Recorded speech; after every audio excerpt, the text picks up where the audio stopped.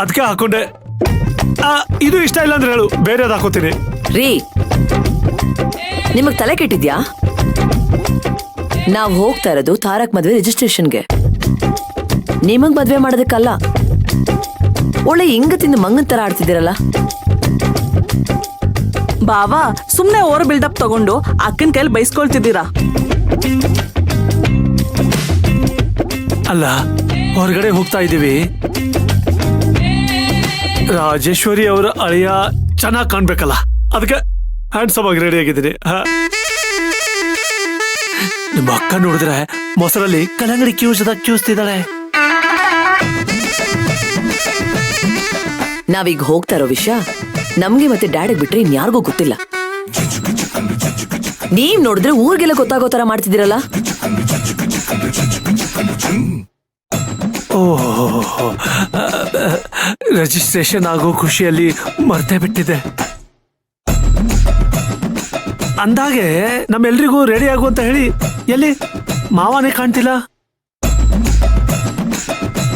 ನಮ್ಗೆ ಹೇಳ್ದೆ ಹೋಗ್ಬಿಟ್ರಾ? ಇಲ್ಲ ಬಾವಾ, ಅಪ್ಪ ಇನ್ನೂ ರೂಮಿಂದ ಹೊರಗಡೆನೆ ಬಂದಿಲ್ಲ. ಜೊತೆಗೆ ಮಾಮ್ ಬೇರೆ ಇನ್ನೂ ಆಫೀಸ್ಗೆ ಹೋಗಿಲ್ಲ. ಅದಕ್ಕೆ ಡ್ಯಾಡ್ ರೂಮಿಂದ ಆಚೆ ಬಂದಿಲ್ಲ ಅನ್ಸುತ್ತೆ. ಹೌದಾ? ಅತ್ತೆ ಇನ್ನೂ ಆಫೀಸ್ಗೆ ಹೋಗಿಲ್ವಾ? ಇಷ್ಟೊತ್ತಿಗೆ ಹೋಗ್ಬೇಕಿತ್ತಲ್ವಾ? ನಾ ಹೋಗಿ ಕೇಳ್ಬಾರ್ದಾ? ಸರಿ, ಹೋಗ್ ಕೇಳಿ. ಹಾಗೆ ನಾವ್ ರಿಜಿಸ್ಟ್ರೇಷನ್ ಆಫೀಸ್ಗೆ ಹೋಗ್ತಾ ಇದೀವಿ, ನೀವು ಬಂದ್ಬಿಡಿ ಅಂತ ಹೇಳಿ ಅವ್ರನ್ನು ಕರ್ಕೊಂಡ್ ಬಂದ್ಬಿಡಿ. ಹಾ, ಏನ್ ಸಮೂಹ ಹೀಗೆ ಹೇಳ್ತಿದೆಯಾ? ಅವರಿಗೆಲ್ಲ ಗೊತ್ತಾಗ್ಬಾರ್ದು ಅಂತ ತಾನೇ ನಾವು ಹೀಗೆಲ್ಲ ಮಾಡ್ತಿರೋದು. ಮತ್ತೆ ಅವ್ರ ಹತ್ರ ಹೋಗಿ ಕೇಳ್ತೀನಿ ಅಂದ್ರೆ ನಾನು ಏನ್ ಹೇಳಿ? ನೀವ್ ಈ ತರ ರೆಡಿ ಆಗಿರೋದನ್ನ ನೋಡಿ ಡೌಟ್ ಬಂದು ಎಲ್ಲಿಗೆ ಹೋಗ್ತಾ ಇದೀರಾ ಅಂತ ಕೇಳಿದ್ರೆ ಏನ್ರಿ ಹೇಳ್ತೀರಾ? ಮಾಮ್ನ ನೋಡಿದ್ರೆ ನೀವ್ ಕಟ್ಕೊಂಡಿರೋ ತಾಯ್ತ ಕೂಡ ಭಯ ಪಡುತ್ತೆ. ಅಂತದ್ರಲ್ಲಿ ನೀವ್ ಬಾಯಿ ಬಿಡದೆ ಇರ್ತೀರಾ.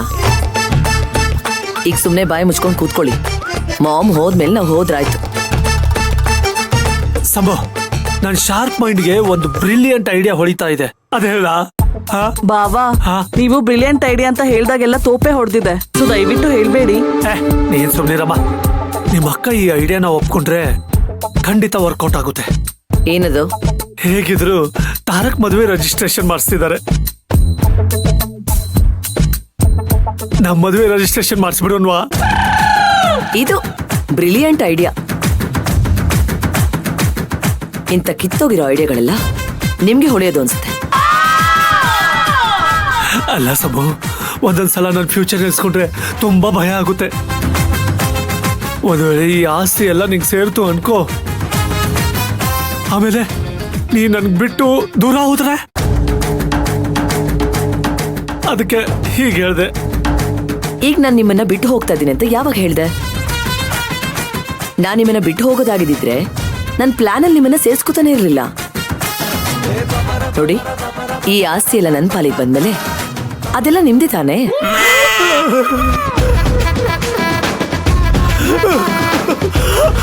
ಅಪ್ಪ, ಈ ಖುಷಿ ಆಯ್ತು. ತಿರುಪತಿಲಿ ಕ್ಯೂನಲ್ಲಿ ನಿಂತ್ಕೊಳ್ದೆ ಡೈರೆಕ್ಟ್ ಆಗಿ ವೆಂಕಟರಮಣ ದರ್ಶನ ಆದಂಗೆ. ಬಾವಾ, ನೀವ್ ಹೇಳ್ತಿರೋದ್ ನೋಡಿದ್ರೆ ಅಕ್ಕನ ಮೇಲೆ ನಂಬಿಕೆ ಸ್ವಲ್ಪ ಕಡಿಮೆ ಅನ್ಸುತ್ತೆ.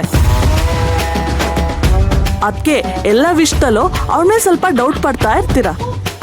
ಇದು ಡೌಟ್ ಅಲ್ಲ ಅಖಿಲ, ಸೇಫ್ಟಿ. ನಮ್ಮಿಬ್ರು ಮದ್ವೆ ಆದಾಗಿನಿಂದ ನನ್ ಮನೆ ಕಡೆನೆ ಹೋಗಿಲ್ಲ. ಒಂದ್ ವೇಳೆ ನಾನು ಸೋತು ಮನೆ ಕಡೆ ಹೋದ್ರೆ ನನ್ನ ಪರಿಸ್ಥಿತಿ ಏನಾಗುತ್ತೆ ಅಂತ ಯೋಚನೆ ಮಾಡು.